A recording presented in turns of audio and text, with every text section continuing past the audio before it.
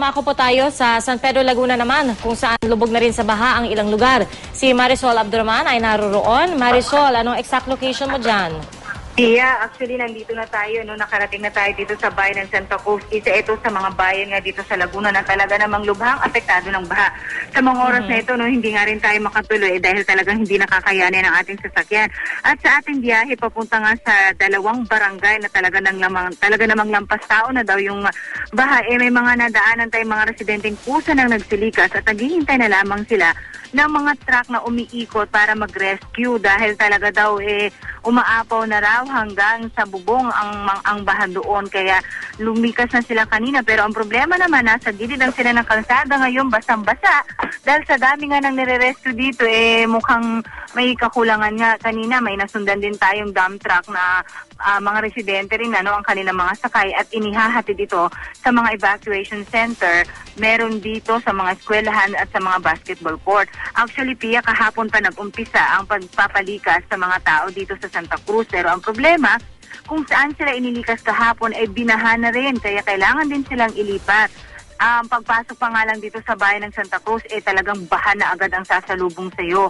Kaya tuloy-tuloy pa rin ang pagre-repack nga ng DSWD para nga sa kanilang mga evacuees na nananatili daw ngayon sa mga 49 na mga basketball court at sa mga eskwelahan. At nabanggit mo nga kanina, Pia, galing tayo doon sa San Pedro, Laguna, kung saan 3 barangay na nga doon, Barangay San Roque, Landayan at Kakuyap ang dineklara na sa ilalim ng state of calamity dahil napakataas na rin ang baha.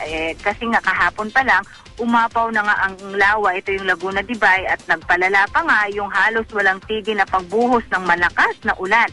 Kahapon pa inabisuhan ng ilang residente doon pero talagang may katigasan daw ang mga ulo ayon mismo sa kanilang mga lokal na opisyal. Kaya kanina, napilitan na talaga silang magtawag ng tulong sa mga otoridad para magpa-rescue na. Pero nasaksihan din natin, Pia, at tayo mismo ay pumunta doon sa mga nasabing barangay. Meron talagang ilang residente, Pia, na sa kabila ng kanilang sitwasyon na napakadelikado at nakakaawa rin naman, ayaw pa rin talaga nilang lisanin ang kanilang lugar.